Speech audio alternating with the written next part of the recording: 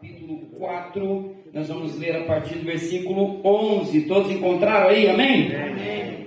Palavra do Senhor que declara a seguinte verdade para nós nessa noite, como a Adeilton bem falou, uma palavra não só para agora, mas para a nossa semana, que diz assim: e Ele mesmo, o Senhor, concedeu uns para apóstolos, outros para profetas, outros para evangelistas e outros para pastores e mestres, com vistas ao aperfeiçoamento dos santos, para o desempenho do seu serviço, para a edificação do corpo de Cristo, até que todos cheguemos à unidade da fé e do pleno conhecimento do Filho de Deus, ao estado de pessoa madura, à medida da estatura da plenitude de Cristo. Somente até aqui. Senhor, fala conosco nessa noite, tua palavra está lida e nós te pedimos a tua bênção mais uma vez em nome de Jesus. Amém.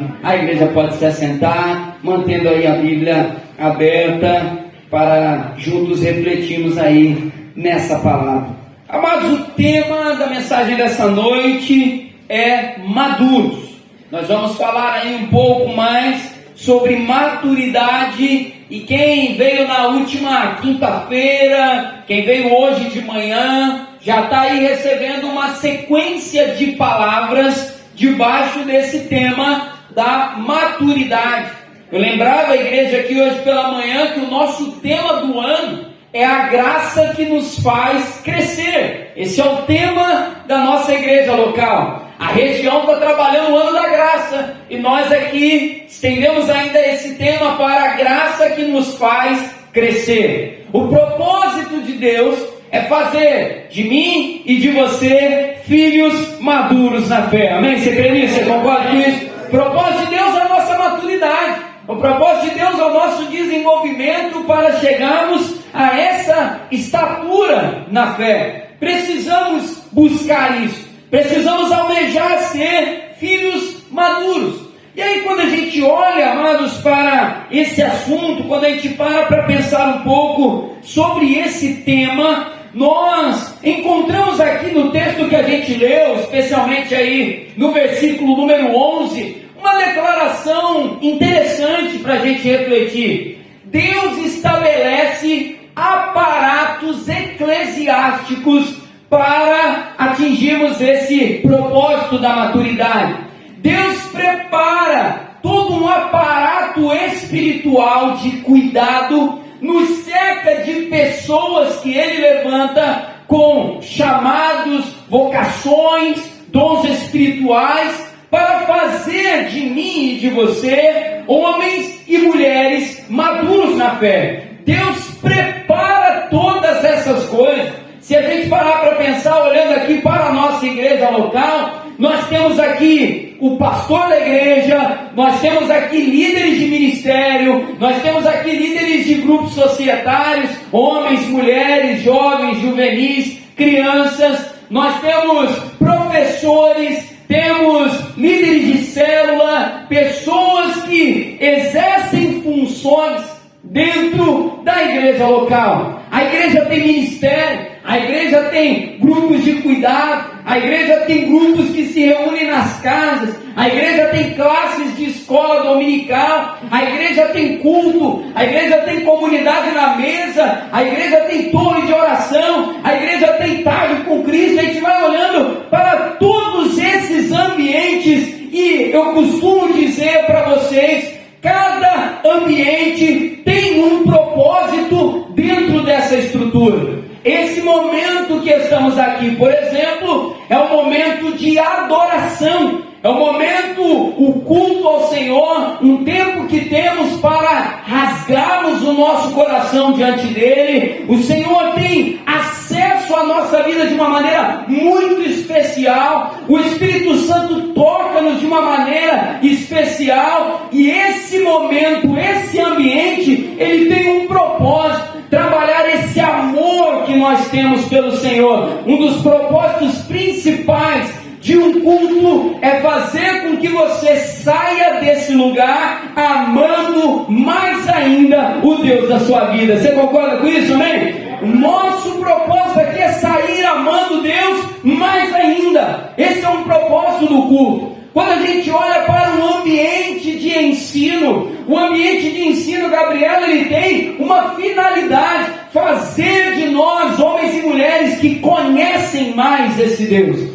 O propósito do Rogério, por exemplo, quando ele está dando uma aula ali na escola dominical, o propósito dos demais professores é mostrar na palavra do Senhor questões profundas para que você conheça essa verdade. Porque como nós falamos aqui hoje pela manhã, nós vivemos uma geração que é questionadora. Nós vivemos em contextos onde as pessoas querem saber o porquê de fazermos as coisas que nós fazemos. Nós estamos em ambientes que os amigos perguntam para nós: por que você vai para a igreja? Por que você faz o que você faz? Por que você não faz mais certas coisas? E nós precisamos entender, precisamos conhecer o Senhor para sabermos dar razão da nossa fé às pessoas. Precisamos conhecer a palavra de Deus.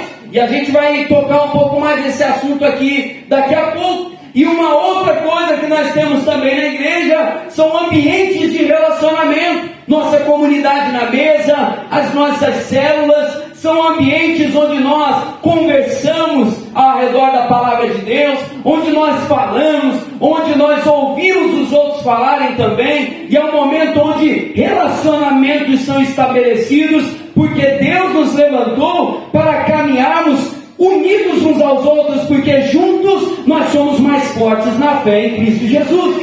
Perceba como que cada ambiente te fortalece de uma maneira diferente. Perceba que nós podemos comparar a uma alimentação, onde nós recebemos ali as vitaminas, nós recebemos ali as proteínas, e a gente vai se nutrindo para caminharmos cada vez mais forte. Uma pessoa que ama a Deus, uma pessoa que conhece a palavra, e uma pessoa que se relaciona bem, é uma pessoa que espiritualmente está muito saudável. E quando a gente volta aqui, vamos voltar para o versículo número 11, volta aqui comigo, versículo número 11, do texto que a gente leu. A palavra vai falar exatamente isso.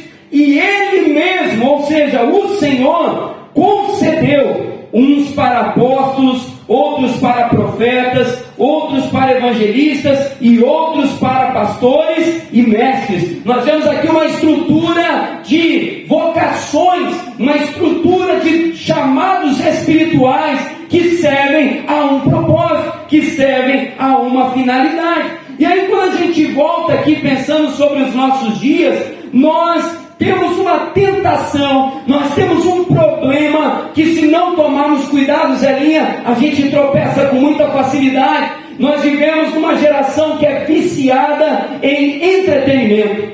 Tudo precisa entreter. Tudo o tempo inteiro precisa ser legal, tudo precisa ser bacaninha, tudo precisa distrair a gente e gerar emoções. E aí a gente vê que, infelizmente, até a igreja tem entrado nesse jogo. A gente, e não é de agora, talvez você aí já de mais tempo na fé vai se lembrar de momentos onde a igreja entrava em ativismos malucos, fazendo um monte de coisa para entreter crente, né? Para manter crente distraído, e aí faz um monte de programação sem pé e nem cabeça, e às vezes sai uns negócios meio esquisitos, porque tem que entreter, tem que fazer tal coisa, e não tem propósito, é só fazer evento atrás de evento, porque entretenimento.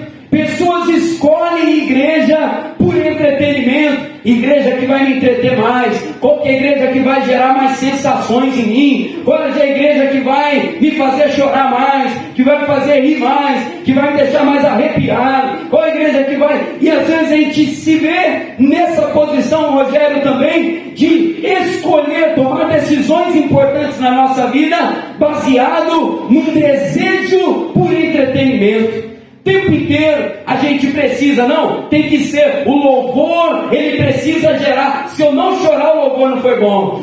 Se o pastor não me fizer rir e chorar dentro do sermão, o sermão foi fraco demais. Se a oração do Adeilton não me levantar um pelo do meu braço aqui de arrepio, essa oração foi fraca. E aí a gente se vê dependente de entretenimento o tempo inteiro. Só que o propósito de Deus não é entreter crente. O propósito de Deus não é gerar distrações para nós. O propósito de Deus é amadurecer todos nós. O propósito de Deus é gerar maturidade na fé. E a gente tem que tomar muito cuidado para não transformar coisas importantes em fonte de entretenimento. Não estou dizendo aqui, amados, que ter evento é ruim, não estou falando que tem estrutura errado, eu não estou falando nada disso. O problema é muito mais profundo. O problema é a cultura do entretenimento religioso que tem afetado muitos crentes e já não é de agora. Não podemos cair nessa falácia, nesse erro, nesse problema, nessa enfermidade. Precisamos entender, à luz do texto bíblico, repito, que a finalidade, a função, o propósito da igreja local não é nos entreter, mas nos levar a amadurecer. Precisamos entender, esse é o nosso propósito. E avançando aqui no texto bíblico, saindo um pouco dessa questão do entretenimento e mergulhando na maturidade, eu quero te convidar a voltar aqui comigo no versículo número 12. O versículo 12, a palavra do Senhor vai dizer assim, dando continuidade: Deus estabeleceu, profetas, evangelistas, pastores, mestres, apóstolos, para quê? Com vistas ao aperfeiçoamento dos santos, para o desempenho do seu serviço, para a edificação do corpo de Cristo. Nós estamos aqui, amados, para sermos aperfeiçoados, e precisamos ser. Como a gente sempre lembra aqui, não tem ninguém pronto aqui nessa noite, amém? Quem não está pronto aí, dá glória a Deus aí. Eu não estou pronto. Não estamos prontos. Nenhum de nós aqui está pronto. Logo, eu preciso desse aperfeiçoamento de Deus na minha vida.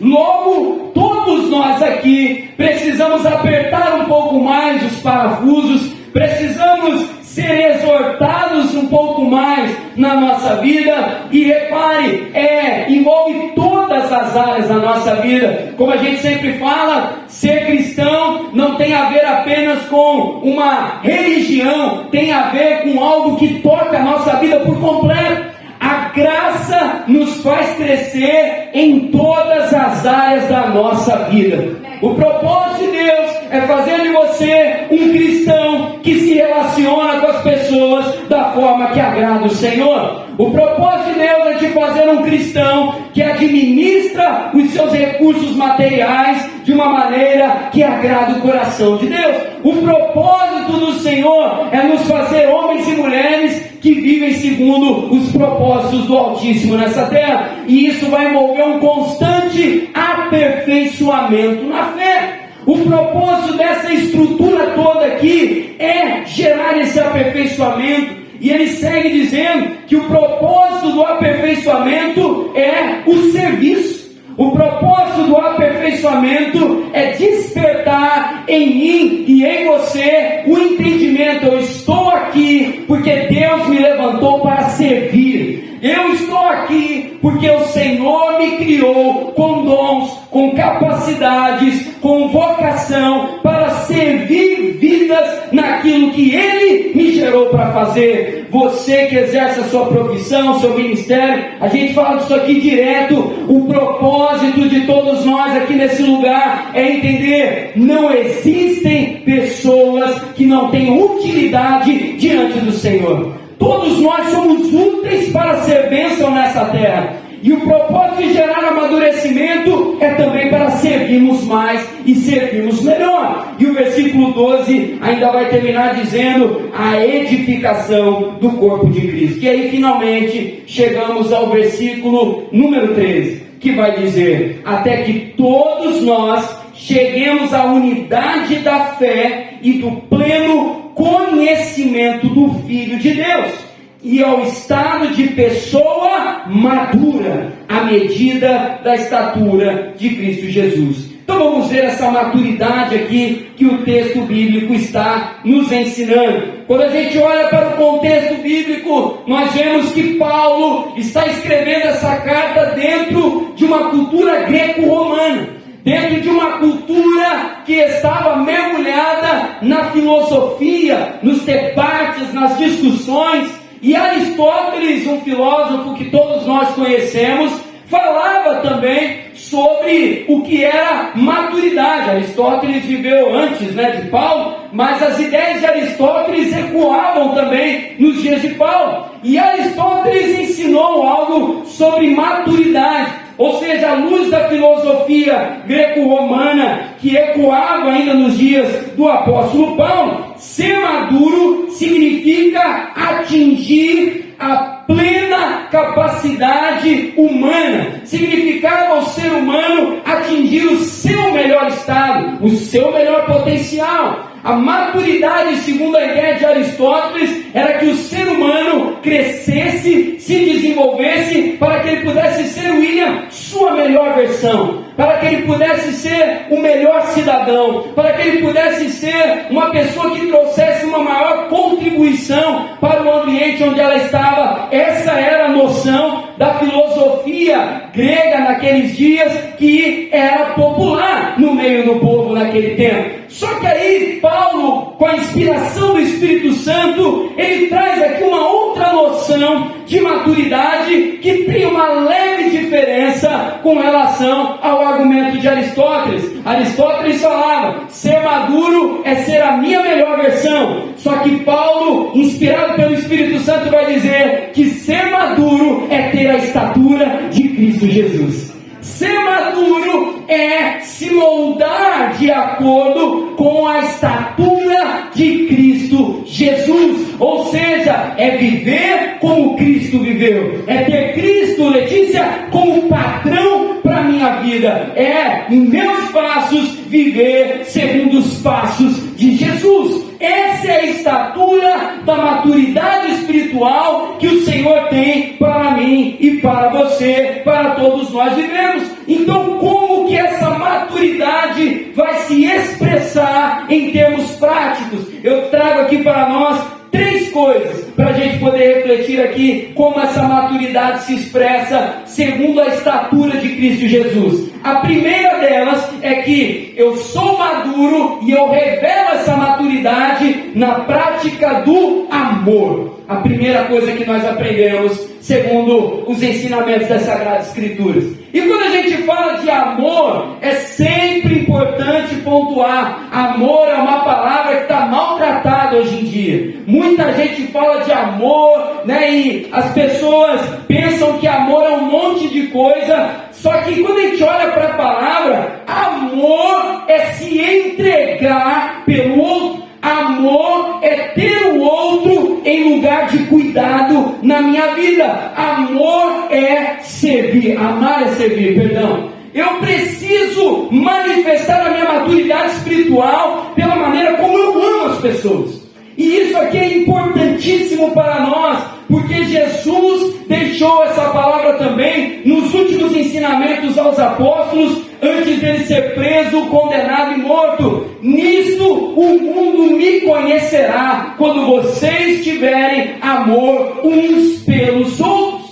Nós mostramos a nossa maturidade espiritual, Ricardo, pela nossa capacidade de demonstrar amor pelas pessoas, de viver amor pelas pessoas. E amar envolve perdoar, amar envolve servir, amar envolve dedicar tempo, amar envolve abrir mão das nossas prioridades para servirem bem, fazendo a vontade de Deus pela vida das outras pessoas. Amor não é uma coisa qualquer. Amor é o maior de todos os compromissos que nós podemos ter pela vida de alguém. O amor é profundo demais. Esses dias eu estava vendo ali um recorte que apareceu publicado por uma página de um teólogo, se eu não estiver enganado. Tinham 2 pessoas ali conversando sobre filho. E eu achei muito interessante. Eu não sei quem eram aqueles 2 rapazes, mas eram 2 homens. E aí um dos rapazes, eles estavam conversando, Leandro, sobre ter filhos. E aí chegou um determinado momento que um dos rapazes falou assim: ter filho, as pessoas falam que ter filho é maravilhoso. Só que todo mundo que me fala isso, Edmilson, vem me falar com uma olheira desse tamanho, com um olhar todo caído, cansado, esgotado, e fala: ter filho é maravilhoso. E aí ele falava nisso, ele provavelmente era um rapaz que não tinha filhos. E aí, ele falando ali com argumentos, né? Pô, todo mundo que vem me falar que ter filho é bom, tá todo arrebentado, não me anima em nada esse negócio aí, né? De repente, aquele rapaz colocou esse argumento. E aí o outro que estava do outro lado, ele provavelmente era pai também, pela forma como ele falava. E aí ele virou e falou assim: pois é, mas vamos parar para pensar de um outro lado. A gente vive numa geração que quer ser agradado o tempo inteiro, né? Que quer ser agradado o tempo inteiro. E aí ele falou: olha, eu tenho meu filho. Acho que ele é pai de uma criança só. Ele falou: eu tenho meu filho. E de fato, criar filho não é fácil. Criar filho gera cansaço, gera esgotamento. Tem hora que eu tenho essa olheira aí que você está falando aí que a pessoa tinha também. Mas quando nós criamos um filho, nós aprendemos a viver na essência o que é o amor. Porque é o momento em que eu entrego tudo que eu tenho pelo outro, sem que ele faça por merecer, sem que ele me prove que ele merece receber o meu amor, mas eu faço isso não por dívida, mas por dádiva. Eu achei essa expressão muito forte. Nós amamos, e amar é oferecer algo às pessoas, não por dívida, mas por dádiva. Isso é muito interessante. Uma palavrinha muda tudo, uma letrinha muda tudo na palavra. Quando nós entendemos que o amor é isso, tudo muda. Porque meu primeiro pensamento aqui é o seguinte: eu amo as pessoas que eu tenho dívida com elas. A pessoa me trata tão bem que eu preciso, Guilherme, tratá-la bem também. Eu estou em dívida. A gente tende a tratar o amor nesses termos. Se a Lara me trata bem, se a Lena me trata bem, eu vou tratar elas bem porque eu estou em dívida com elas. Amor é uma relação de dívida. Só que quando a gente olha para a palavra, não é isso. O que a palavra nos ensina é que o amor é uma relação de dádiva. Fulano não fez nada por merecer o meu amor, mas mesmo assim eu ofereço, porque é o que tem aqui dentro de mim que transborda. Porque quando eu tenho a estatura de Cristo Jesus, eu pratico o amor, eu vivo o amor, não por uma obrigação, não porque eu sou forçado a isso, não porque senão o pastor vai puxar minha orelha, mas é porque é isso que flui da minha vida. Maturidade é ter esse amor fluindo através de nós. É você, Cosme, se entregar ali nos relacionamentos. É você colocar algo na mesa que você não consegue, Ronaldo, deixar de colocar. Você não consegue, porque o amor flui. O amor flui. E isso não significa ser bobo, isso não significa você virar tapete para os outros pisar em você, não é isso que eu estou falando. O que eu estou dizendo é: flui da sua vida o amor de Cristo Jesus. No que depender de mim, se a pessoa quiser receber, se as pessoas quiserem receber, se o meu familiar quiser receber, o que eu tenho para trazer à mesa é amor. O que eu tenho para trazer à mesa é me importar verdadeiramente. O que eu tenho para trazer para a mesa é misericórdia, é perdão, é reconciliação, é unidade, é comunhão. E se a pessoa não quiser, se a família não quiser, se o meu ambiente de trabalho não quiser, eu não tenho outra coisa para colocar na mesa, porque o que eu transbordo pela maturidade espiritual é o amor que Jesus tem derramado sobre a minha vida. Você está entendendo isso, amém? Essa é a maturidade que Deus quer gerar em nós. Mas tem uma outra coisa também que flui de nós quando a maturidade espiritual é gerada. Quando a maturidade espiritual é gerada, uma segunda coisa que flui através da nossa vida é fé. Fé. E quando a gente fala de fé também, é outra palavra também que, coitada, é judiada, né? O pessoal arrebenta, brinca muito com a palavra fé. Mas fé é uma demonstração de maturidade enorme. Porque, como diz a palavra do Senhor, fé envolve confiar, acreditar, ter convicção de uma coisa que a gente não vê. Ter convicção na lista de algo que eu não consigo tocar, que eu não consigo medir, que eu não consigo mensurar. Que a maior expressão de maturidade verdade espiritual, Tiago, do que fé. Você não tem nenhuma evidência visual, material, de que aquilo vai dar certo. Você não tem nenhuma evidência ali, Josi, de que, olha, isso aqui me garante que daqui 2 passos vai dar tudo certo. Nós não temos isso diante de nós. Mas mesmo assim, Maurício, a gente continua confiando. A gente continua lado a lado com o Senhor. Fé é uma coisa tremenda. Fé é uma coisa tremenda porque é quando todo mundo ao nosso redor já largou o barco, a gente permanece. Por quê? Não é porque eu vejo, é porque eu creio no que eu ouvi. Eu vou seguindo nessa fé, eu vou seguindo nessa confiança. Eu vou seguindo, Luiz, por quê? Porque não é pela coisa que eu vejo, não é pelo tanto que eu consigo medir, é porque a maturidade espiritual me ensina. A fé me faz permanecer. A fé me faz ficar, mesmo quando não tem evidência que me prove o contrário. Fé é um sinal de maturidade, porque a maturidade, amados, envolve convicção. E fé tem a ver com convicção. É a convicção nas coisas que eu não vejo, mas eu tenho convicção nela. Eu tenho convicção do Deus que vai fazer. Eu tenho convicção do Deus que cuida da minha vida. E eu guardo o meu coração contra toda a incredulidade que tenta entrar em mim, que tenta acessar a minha vida. Eu permaneço naquilo. A gente não precisa ver para crer. Tem uma letra de uma canção que declara uma verdade sobre isso que eu acho lindo. Eu não creio porque eu vi. Eu creio, eu vejo porque criei e vi. É uma coisa mais ou menos assim. Vou repetir. Eu não creio porque eu vi. Eu vejo porque eu criei e então vi. Crer vem antes de ver. Isso é uma coisa linda demais. E só o maduro vive essa verdade. Só o maduro, porque é muito fácil, Luiz, a gente ficar porque está vendo prova de alguma coisa. É muito fácil. Isso é para qualquer imaturo consegue viver isso. Qualquer imaturo. Agora o maduro, ele permanece, Alessandra, mesmo sem ver, porque a maturidade me faz confiar naquilo que Deus já declarou sobre a minha vida, naquilo que eu tenho aprendido nessa palavra. Ela já operou coisas na minha vida no passado e ela vai continuar operando na minha vida no presente e no futuro também.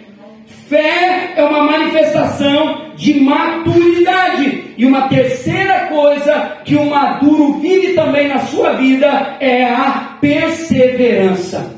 Perseverança. Essa daqui então, o traço de gente madura é esse aqui. Perseverança.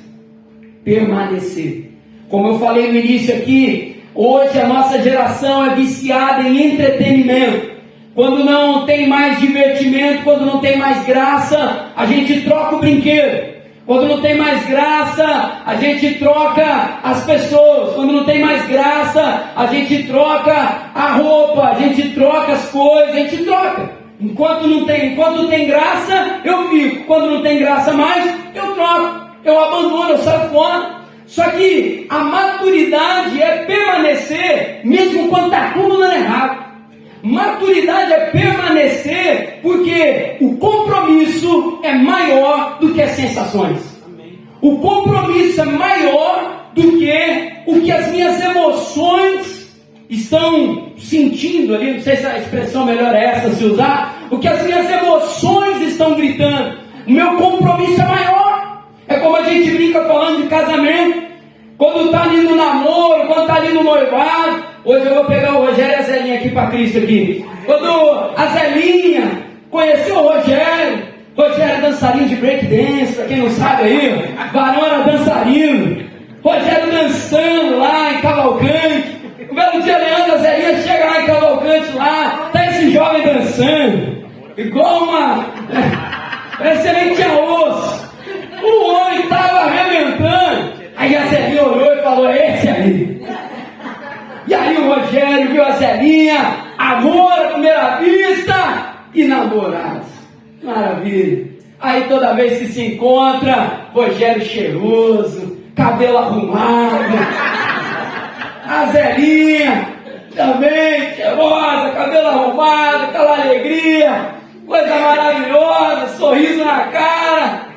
E aí, o namoro tá legal, sensações maravilhosas, poxa, eu vejo o Rogério, eu vejo a Zelinha, o meu coração se alegra, vamos noivar. E aí vai o noivado, noivado é expectativa, né? Vamos casar. Ô, a Zelinha pensando, eu vou ver o Rogério dançar todo dia agora. Eu vou ver agora o Rogério todo dia. O Rogério também vai ver a Zelinha todo dia. Aquela expectativa, casou. Eita, glória a Deus. Primeiro dia, segundo dia, 1 ano, 2 anos, está casado há quanto tempo? 10 anos. 10 anos! Aí de repente a Zelinha vê que o Rogério era um bom dançarino, mas nem sempre o Rogério acorda tão bem, nem sempre o Rogério acorda com vontade de dançar. O Rogério também vê que nem sempre a Zelinha acorda com vontade de ver ele dançar também. E aí aquelas sensações do namoro, aquela borboleta na barriga, aquela coisa toda, vai passando. Vai passando. As sensações, as emoções, elas mudam com o tempo, mas o que mantém os dois juntos é o compromisso gerado pelo amor. Esses dias eu estava conversando com uma pessoa sobre isso, estava falando exatamente sobre isso. A paixão do namoro, do noivado, aquela coisa toda, é muito bom, é muito bom. Só que quando a gente casa, cadê os casados aí? Dá uma glória a Deus aí. Eita, nós, misericórdia, hein? Peraí, vou falar de novo aqui, cadê os casados? Dá uma glória a Deus aí. Glória a Deus! Bora lá, então tá de casar de novo com a Natânia. Chamar a Natânia de casar de novo. O compromisso é um traço de maturidade maravilhoso. Porque é o compromisso que revela um amor verdadeiro. É o compromisso. Porque quando a gente casa, quando a gente vive ali um compromisso, a gente não está mais ali só pela sensação que aquilo causa na gente. O amor que nos uniu foi tão maravilhoso que o compromisso que foi gerado me faz permanecer. É isso que também se revela num cristão maduro. Nós permanecemos com Deus. Não é porque eu continuo vendo espetáculo todo dia, não é porque todo dia eu vejo anjos subindo e descendo na minha casa, não é porque todo dia eu vejo alguém e fala a minha vida de trás para frente, de frente para trás. Não, eu permaneço com Deus porque o compromisso que me une a Ele é muito mais maravilhoso do que qualquer sensação que eu possa sentir na minha vida. O maduro permanece pelo compromisso. E nós precisamos entender, volto ao tema central aqui, volto com você na palavra, Efésios capítulo 4, versículo 13, até que todos nós cheguemos à unidade da fé e do pleno conhecimento do Filho de Deus, ao estado de pessoa madura, à medida da estatura da plenitude de Cristo. O propósito de Deus não é divertir você.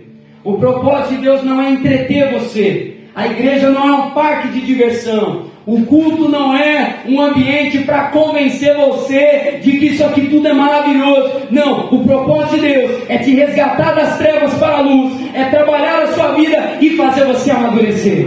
Porque quando você amadurece, você vive segundo a estatura de Cristo. E quando nós vivemos segundo a estatura de Cristo, nós rompemos com as amarras do passado, nós rompemos com as prisões do passado e nós nos tornamos bênção nessa terra e o nome de Deus é glorificado. Nós abençoamos as pessoas, nós crescemos não na nossa melhor versão, mas na melhor versão que um homem poderia ter nessa terra, a versão de Cristo Jesus. Por isso que aquela máxima, aquela palavra segue valendo para nós, como Paulo declara, né? Sejam meus imitadores, como eu sou de Cristo Jesus. Nesse segundo semestre nós vamos trabalhar muito o tema da maturidade. Amém. E a gente precisa entender isso. O maduro é aquele que permanece na posição que Deus tem para ele, faça chuva ou faça sol. O maduro é aquele que entendeu a missão que ele está envolvido. E a minha oração nessa noite é que a gente dê mais um passo nessa direção em nome de Jesus. E uma última coisinha aqui para a gente poder finalizar. Entenda uma coisa: maturidade não é um lugar que a gente chega. Maturidade não é isso. Eu encontrei essa semana, estudando essa palavra, uma fala, Rogério, de um dos pais da igreja chamado Clemente. Clemente foi um dos primeiros líderes, irmão Ronaldo, da história da igreja. E Clemente tem uma expressão lindíssima, e eu quero encerrar o sermão com essa expressão: maturidade não é um lugar que você chega, é uma estrada que você percorre. Amém. Maturidade é a estrada de aprendizado que a gente vive com Deus. Maturidade não é um destino, maturidade é o caminho. E que a gente possa então viver nesse caminho, porque Jesus declarou: eu sou o caminho, a verdade e a vida. Que o Senhor nos abençoe em nome de Jesus. Amém?